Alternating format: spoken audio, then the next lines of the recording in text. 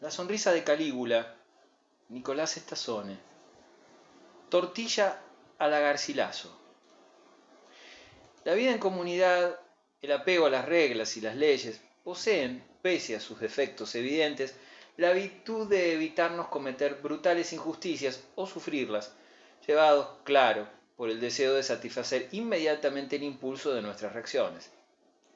No reaccionamos por temor al castigo, porque aprendemos a calcular la medida de nuestras fuerzas respecto al otro, fuerzas físicas o sociales. Detenemos este impulso inmediato de nuestra cólera o el deseo de reivindicarnos ante lo que suponemos es una injusticia, porque la sociedad ha moldeado nuestras reacciones con una serie de limitaciones automáticas.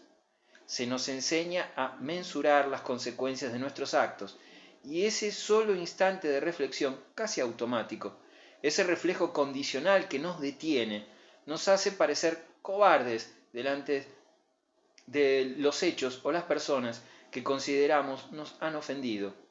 Pero esto es solo una apariencia.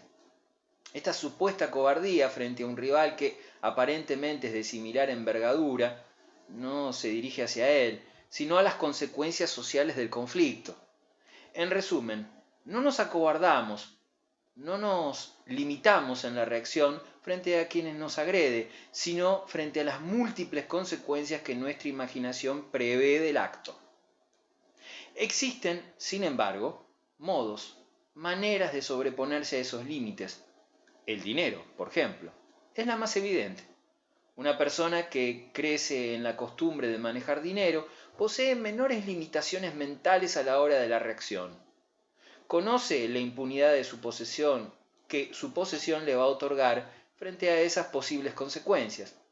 Pero claro, siempre hay un pero. Esta impunidad tiene límites.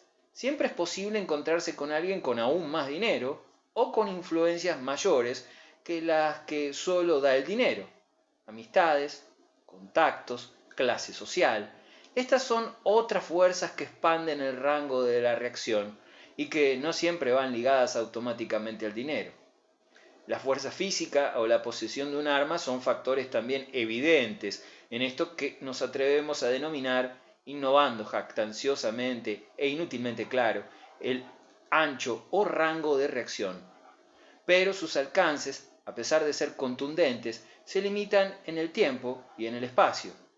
Cuando el físico-culturista o el luchador de sumo se alejan del posible contacto físico con su rival de más dinero o rango social, pero que pesa 30 kilos mojado y mide 1,10 m con taco aguja y peluca afro, su poder desaparece. Vivimos atravesados por limitaciones, temores instalados socialmente y demás reservas mentales y físicas respecto a nuestra posible reacción. Así, cuando somos víctimas de alguna injusticia, real o no, pisamos el freno, nos enyoguizamos y preferimos quedar como unos caballeros y citar el sabio proverbio bíblico de la otra mejilla antes que quedar en ridículo, aún con nosotros mismos, por la ineficacia de nuestra reacción liliputiense. Esto, que parece a simple vista incómodo y limitante, aunque parezca mentira, es algo bueno, pues estas limitaciones están en todos y esto permite que se conviva más o menos decentemente. Ahora, ¿qué ocurre cuando estamos enfrente de un individuo que tiene un ancho de reacción casi infinito? Bueno, pasan estas cosas. Carlos V, rey de España, emperador de Alemania, etcétera, etcétera, etcétera. Tantas fueran sus posesiones que nos perdonarán los etcéteras consecutivos. Podría ser algo así como el epítome del ancho de reacción casi infinito. Si el buen señor se levantaba de agradable talante, te podía convertir en rey, y si no, bueno, era preferible consultar si existía seguro contra dinosaurios, y si éste te cubría de enojos imperiales. Entre tantos miles de súbditos, Carlos tenía uno que apreciaba singularmente, y tenía motivos. El agraciado del favor real era un poeta magnífico, que asumimos nuestros cultos lectores conocerán perfectamente, llamado Garcilaso de la Vega. Este gran poeta, además de escribir, era gran galanteador, apuesto caballero, cumplido cortesano y valiente guerrero. Garcilaso, además de componer versos y deschavetar corazones femeninos, era maestre de campo en el ejército de Carlos, y en una de las tantas peleas por el dominio de Europa, Garcilaso ejercía su oficio al frente de 3.000 soldados de infantería española. Su misión era tomar una plaza fuerte cerca de Fréjus, en la Provenza francesa. Bueno, resumiendo el cuento, diremos que los muchachos de la Plaza Fuerte no se le hicieron fácil y que los españoles estaban algo desmoralizados. Carlos se enteró. Se enojó un poco y mandó órdenes estrictas de tomar la plaza inmediatamente.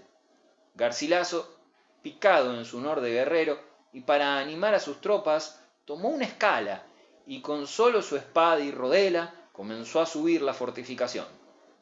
Esta hazaña en alguno de sus poemas hubiera terminado en la cama de alguna jovencita o con la toma de la plaza, pero lamentablemente no fue así.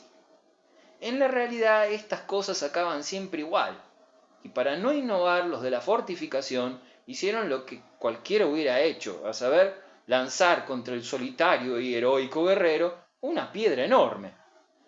Digamos, para ser contundentes y concisos, que los de la fortaleza aquella tarde inventaron una nueva receta culinaria a la que llamaron tortilla a la Garcilaso. Carlos, de natural magnánimo con los vencidos según las fuentes históricas más objetivas, esta vez no lo fue. Y aprovechando este rango casi infinito de reacción del que hablamos antes, reaccionó. ¿Y cómo?